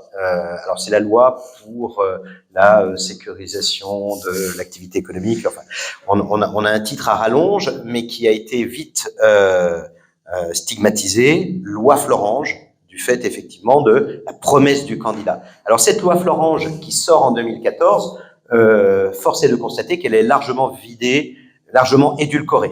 Je ne vais pas dire vidée de son contenu, mais édulcorée. Elle ne s'applique qu'aux situations de plan de sauvegarde de l'emploi, conduisant pour des groupes qui emploient plus de 1000 personnes. Donc on voit bien que toutes les entreprises qui constituent d'ailleurs le gros des entreprises en France inférieures à 1000 salariés ne sont pas concernés. Donc l'obligation pour les entreprises de plus de 1000 personnes qui ferment un établissement, c'est de chercher un repreneur. C'est une obligation de moyens et donc à l'inverse, pas une obligation de résultat. L'activité qui doit être déployée pour trouver un repreneur, elle a été organisée par un décret qui est sorti en 2015, je parle sous votre contrôle, et ce décret prévoit que l'entreprise, alors on va aller directement à nous, notre pratique, parce que il est prévu que l'entreprise fasse de la publicité, etc. Très concrètement, il faut réaliser ce qu'on appelle un ciblage. Les règles de l'art, c'est finalement ciblé entre, je dirais, 200 et 300 entreprises. Je vois qu'il y a mon ancien ami, mon ancien collègue et ami pour toujours, Vincent Huchet de KPMG, qui pratique cette practice également. On doit cibler 2 à 300 entreprises pour aller les prospecter sur la base de documents de présentation de l'entreprise. Alors, cette activité, elle est un peu particulière, et c'est la caractéristique de Florange. La plupart du temps, vous n'aurez pas de fonds de commerce. On l'évoquait tout à l'heure, la raison première pour laquelle des groupes sont amenés à fermer des établissements, c'est souvent pour conforter la charge d'autres établissements et avoir une meilleure optimisation, une saturation de leur outil de production. Ce qui fait que lorsque vous êtes sur Florange, vous avez le bâtiment en pleine propriété, voire en location. Donc on voit que le lien est déjà encore plus ténu. Les personnels qui sont vos collaborateurs dans l'entreprise, mais qui sont appelés à être notifiés des licenciements. Donc vous avez l'ensemble immobilier, les collaborateurs, ce qu'on va appeler le savoir-faire, le matériel, et vous devez trouver un repreneur. Donc ça induit un élément majeur, c'est qu'en fait vous allez faire ce que l'on appelle la détection de projet. Très concrètement, on travaille avec un ciblage direct, on contacte des entreprises sous un certain nombre de critères, des entreprises en croissance, des entreprises qui appartiennent à des secteurs d'activité qui sont en lien avec l'activité et les compétences des collaborateurs, bien évidemment, certains ratios financiers, par exemple un EBE positif et un résultat net positif, sans aller plus loin. Et puis, on va travailler aussi en prospection indirecte avec des acteurs de ce qu'on appelle le monde du développement économique local. Ce sont principalement les agences de développement, les fédérations professionnelles, les clusters, pôles de compétitivité qui, sur les territoires, vont avoir une connaissance des projets qui vont appeler de la recherche de capacité industrielle ou de capacité logistique. Et donc, mettant bout à bout tous ces efforts, on arrive, je vais être non pas optimiste, mais réaliste, aujourd'hui, pour un certain nombre de raisons, à trouver beaucoup de solutions dans le cadre de la loi Florange. Donc, nous, notre perception, elle a un peu bougé. La loi Florange, on avait tendance à considérer que ça ne fonctionnait pas beaucoup. De plus en plus, ça fonctionne de mieux en mieux. Pourquoi ? Parce qu'on a une tension sur le marché immobilier de l'entreprise, on a une tension sur les compétences, on va se le dire aussi. Aujourd'hui, on a des groupes qui me disent moi, je reprends le site, je reprends le personnel, je ne sais pas encore quoi leur faire, mais dans plusieurs mois, je vais avoir des contrats et je saurai les occuper. Parce que je trouve personne. Donc ça, c'est aussi une réalité de terrain. Et puis les contacts Florange que l'on peut avoir sont aussi des contacts où des repreneurs potentiels non intéressés par le site peuvent nous dire on a besoin de monde dans nos usines. Et à ce moment-là, on les met en relation avec les équipes qui assurent le reclassement du personnel. Donc c'est un cercle très vertueux. On n'a pas le temps de parler de la revitalisation ? D'abord, peut-être juste un petit mot, Julia, si tu veux compléter. La loi Florange. Effectivement, nous, un petit retour d'expérience, parce que chez les avocats, c'est vrai que le maniement de la loi Florange n'est pas évident, puisqu'il faut l'articuler avec le timing très contraint de la procédure d'information consultation du CSE sur la réorganisation. Donc, chercher un repreneur, chercher quelqu'un d'intéressé par le personnel, les bâtiments, etc., en même temps de mener la procédure d'information consultation, c'est quelque chose de très ambitieux, parce que la procédure d'information consultation, globalement, c'est 3-4 mois.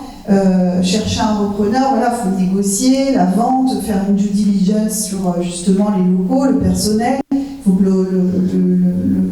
le repreneur sache ce qu'il va reprendre. Il faut négocier. Et donc, ça prend un temps certain. Et c'est difficilement articulable avec le calendrier de la procédure d'information consultation. Donc, beaucoup de juristes se disent attention, on ne va pas mettre en péril notre projet, on ne va pas en plus faire une recherche de repreneur qui potentiellement pourrait aboutir. Donc on va éviter de s'embarquer dans une vraie recherche de repreneur, voilà, ce qui est en fait l'effet contraire de les faire chercher, qui était quand même de sauvegarder les emplois et de les préserver. Donc avec Vincent qui est dans la salle, que Patrick aussi connaît bien, nous avons eu cette problématique dans un dossier où le souci de l'employeur était vraiment de préserver les emplois, d'avoir le maximum d'opportunités pour ses salariés derrière un plan de départ contraint. Et on s'est posé cette question juridique justement de l'articulation et on a osé, dans un plan de sauvegarde de l'emploi, intégrer des mesures sociales qui entreraient en vigueur potentiellement si la reprise s'effectuait, puisqu'elle n'avait pas pu être bouclée au moment où on présentait devant l'administration française le plan de sauvegarde de l'emploi pour homologation en l'occurrence. Et le comité social et économique n'a pas manqué de soulever l'argument devant le tribunal administratif, demandant la nullité du PSE sur ce fondement-là.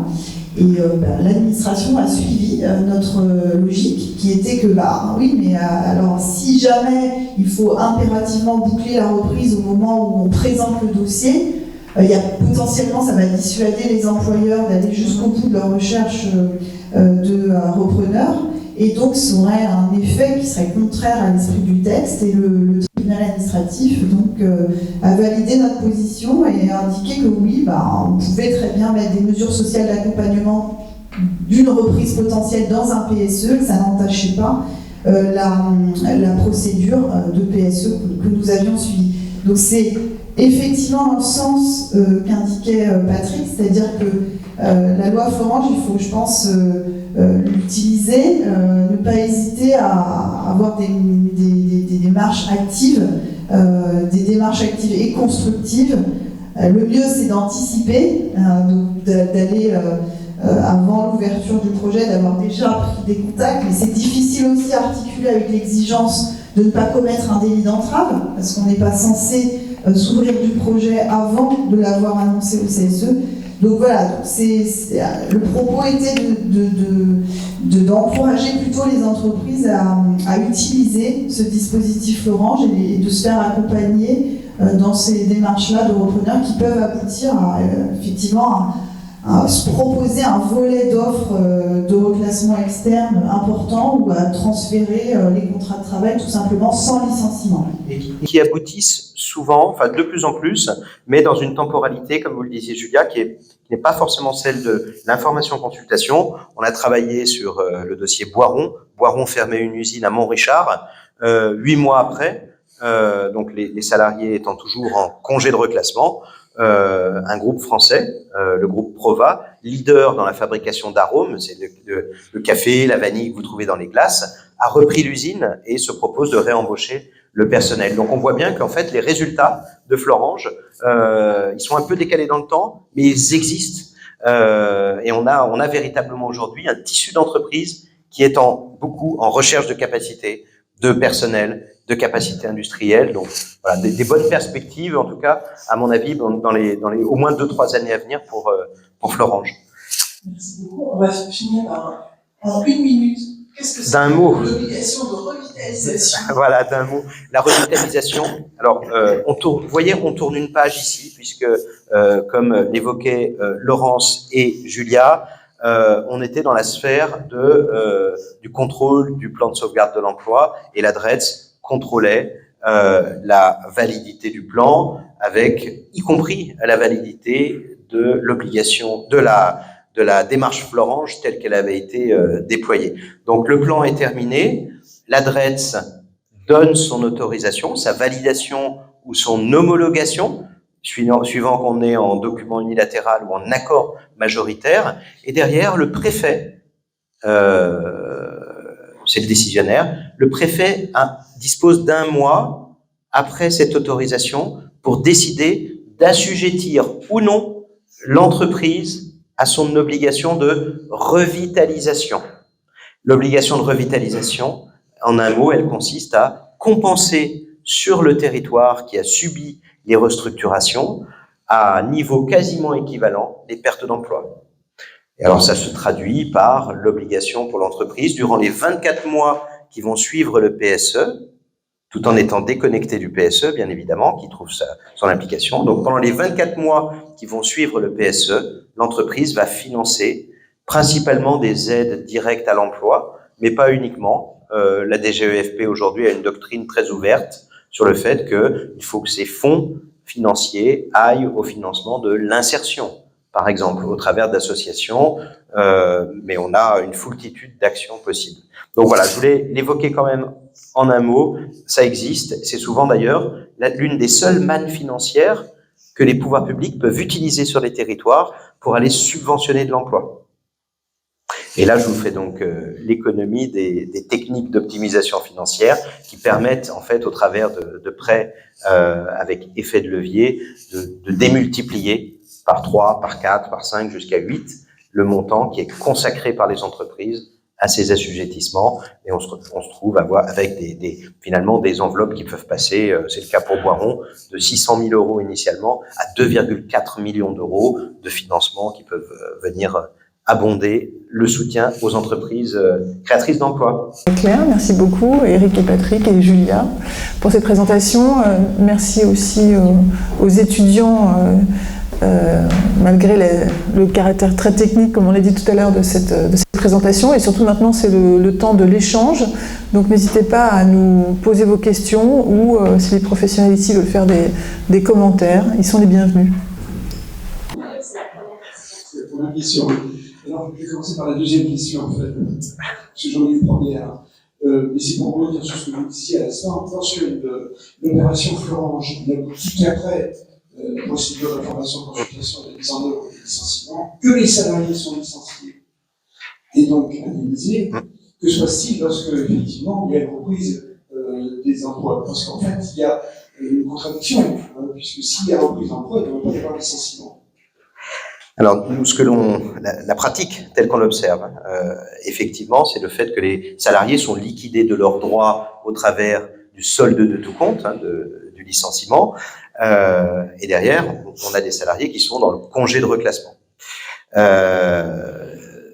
Lorsque le repreneur propose un schéma de reprise avec des prévisions d'emploi, il va proposer un certain nombre de postes qui vont constituer en fait du réemploi, c'est-à-dire de nouvelles embauches. Et il appartiendra aux candidats, aux repreneurs et aux salariés individuellement de tomber d'accord sur un nouveau contrat de travail.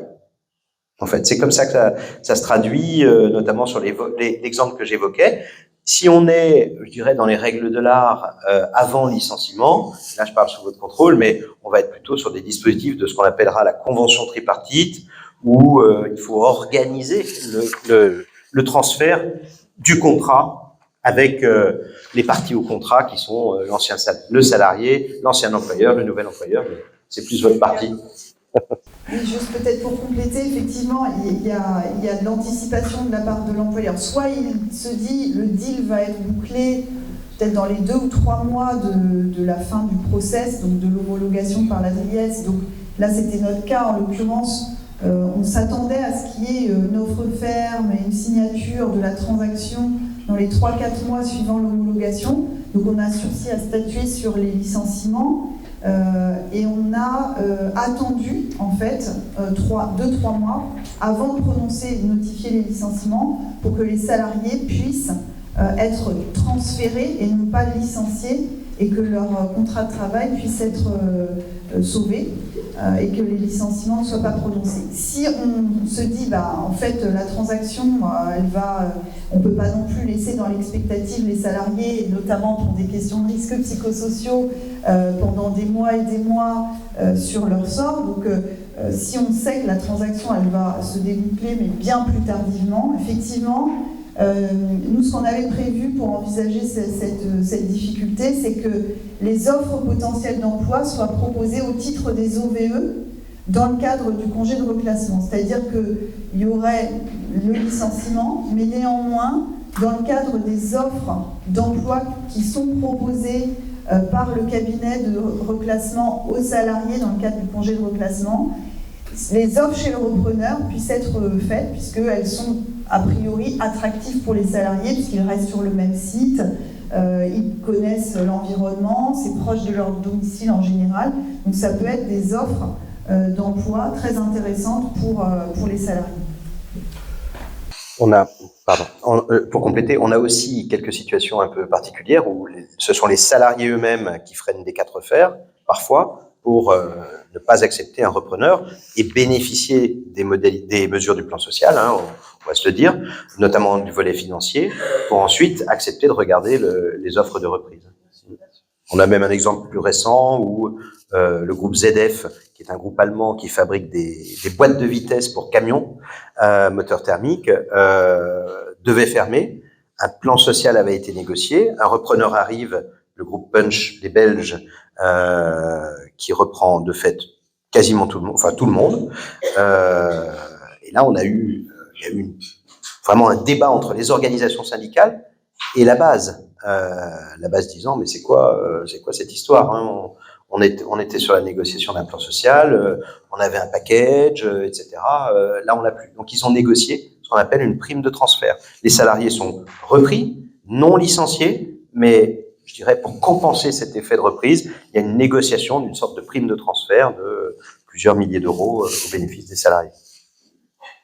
Ça, c'était la question numéro 1. Merci pour il y a une deuxième question. Très complète, qui montrait que la question, effectivement, n'était pas innocente. Je reviens maintenant tout à fait au début de votre exposé, notamment lorsque vous avez parlé de la GEPP et puis du fait que vous mettez en place des formations pour le futur, des formations qui permettent aux salariés qui sont licenciés, parce que dans la structure dans laquelle ils sont employés, il n'y a plus de place pour eux, ils n'ont plus de compétences, des formations pour leur permettre de retrouver un emploi. Je fais un petit peu l'avocat du diable, parce qu'en réalité, on sait que la jurisprudence exige de l'employeur qu'avant de licencier, il forme ses collaborateurs pour les adapter à ces nouveaux modes de travail. Pour maintenir leur employabilité. Normalement, oui.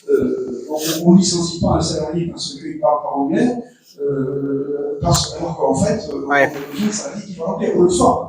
Par anglais, on ne licencie pas. Donc, comment articulez-vous cette ambiguïté? Alors, je dirais que c'est justement parce qu'il ne s'agit pas de licenciement, dans ce cas-là. Effectivement, vous évoquez la GEPP, avec ce qu'on appelle le congé de mobilité.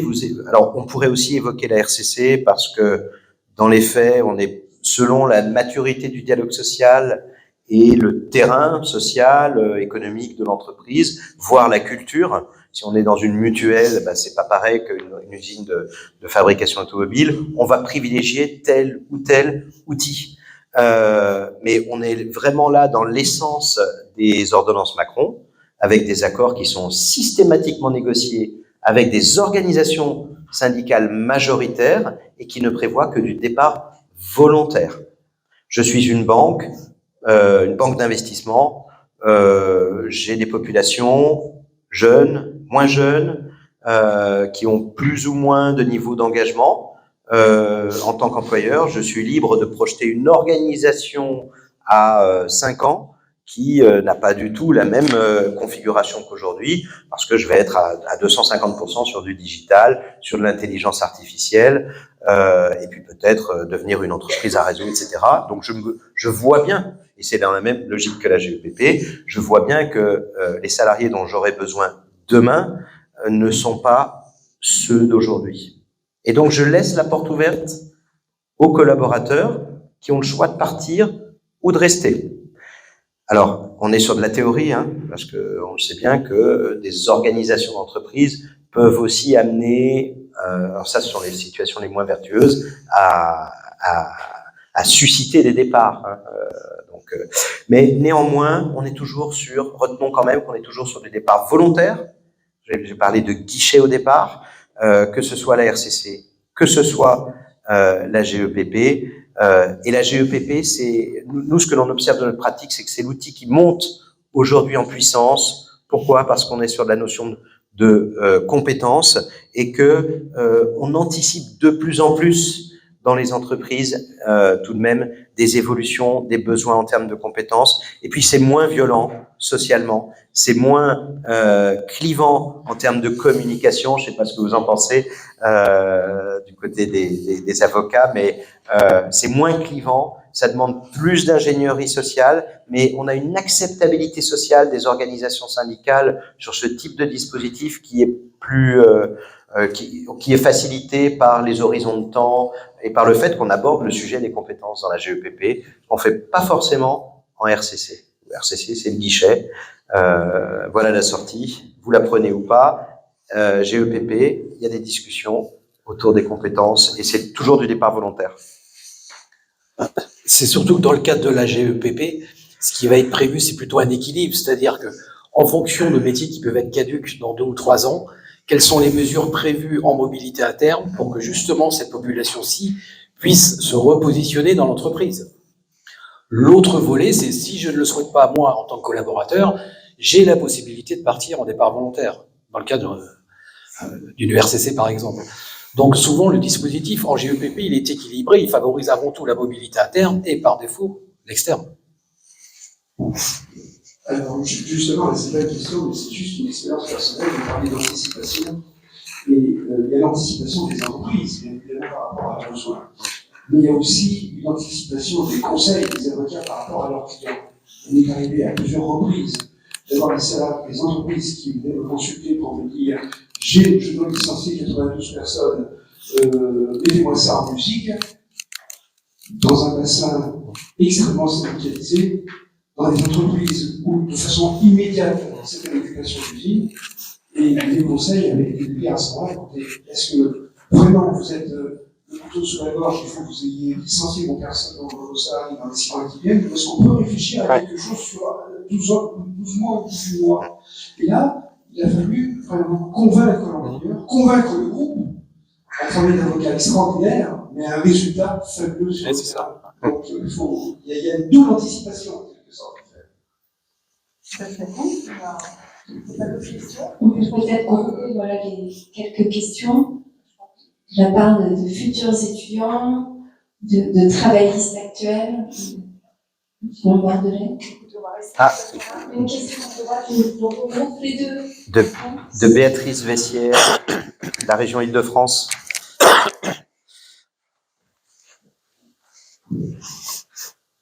Peut-être sur les PSE, sur les contentieux, puisque depuis l'entrée en vigueur de la PSE qui font aujourd'hui le régime législatif, depuis 2013, la jurisprudence administrative notamment s'est construite. Quels sont aujourd'hui pour vous les points qui restent à trancher en fait en matière de PSE côté tribunal administratif évacuer le conseil de prud'homme? Les points qu'il reste à trancher, la question là qui nous occupe actuellement et qui est vraiment pas tranchée, c'est la question environnementale comme on l'a décrit tout à l'heure. Celle des RPS, elle est en évolution, mais on voit quelles sont les exigences, on voit assez clairement ce qu'il convient de faire. C'est plutôt sur le volet environnemental, où là il y a 2 sujets, c'est quels sont les fondements quel est le texte précis au titre duquel on doit informer et consulter le CSE, et quelles sont exactement les obligations de l'employeur. Là, il y a un vrai flou, et là, il y a une possible contestation sans sécurisation et sans filet pour l'employeur qui va mener la réorganisation. Après, le reste est à peu près balisé par le Conseil d'État, la suffisance du plan par rapport aux moyens du groupe, tout le reste du débat maintenant, avec ces 10 ans de construction jurisprudentielle, est quand même assez balisé. Ouais. Par exemple, pour prendre l'exemple de la recherche de repreneurs, j'ai fait une restructuration, je fermais une usine en 2014, au moment où la loi la loi Florange est sortie. Il a fallu, on était au beau milieu de notre structuration, on allait lancer la procédure d'infoconsulte, il a fallu bâtir une procédure. Donc j'ai fait venir un spécialiste de droit de société de mon cabinet autour de la table. Je dis bon voilà, je vous explique, je suis obligée de faire une recherche de repreneur, comment on s'y prend. Donc on est passé par le teaser, toutes les étapes maintenant que vous avez déjà décrites. Et à l'époque, on a eu un contentieux, c'était le premier contentieux là-dessus qui est monté à la Cour de cassation, c'était pour le groupe Caterpillar. On fermait l'usine de Rantigny, Caterpillar matériel routier, et c'était la question de la compétence du juge. Quel juge était compétent sur l'obligation de recherche de repreneur? Et en fait, la Cour de cassation a bien confirmé que c'était le tribunal administratif, l'ordre administratif, qui était maintenant saisi de cette question. Donc la recherche de repreneur, c'est quelque chose qu'on voit au moment de la validation du PSE. Mais ça fait partie des questions qu'on a eues au début de cette loi Florange notamment, et qui aujourd'hui est bien tranchée en jurisprudence. Je dirais que la plupart des sujets du PSE sont, à part le reclassement qui lui ensuite peut être contesté devant les juridictions, c'est le tribunal administratif qui a récupéré énormément de contentieux, ce qui demande aussi aux avocats de multiples compétences, puisque pour les gens qui font du droit social depuis longtemps, le tribunal administratif c'était un peu le parent pauvre, on y allait quand on avait besoin de valider une autorisation de licenciement, mais là on a beaucoup plus de contentieux devant le tribunal administratif. Voilà, écoutez, on peut continuer à échanger autour d'un café. Et puis, merci beaucoup. Merci à vous. Infiniment.